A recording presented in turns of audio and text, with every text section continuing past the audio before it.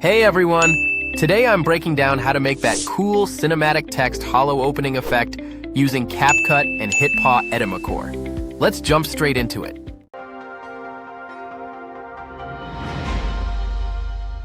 Let's start with the CapCut first. Open your project and import your video into the timeline.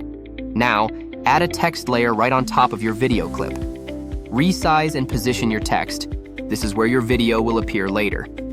Quick tip: use a bold, chunky font here. It makes the effect way more visible. Next, drag the video layer so it's directly above the text. Here's the magic trick. Go to the blend mode drop-down on the right panel with the video selected and choose multiply. Boom, you're done. Instant hollow text effect. Now let's see how we can make like this using HitPaw Edimakor. Launch the software and hit new project to start fresh. Don't have it? No stress. The download link is in the description. Import your video and drop it into the timeline like before. Now look to the right panel and click the mask button. From the options, pick text mask.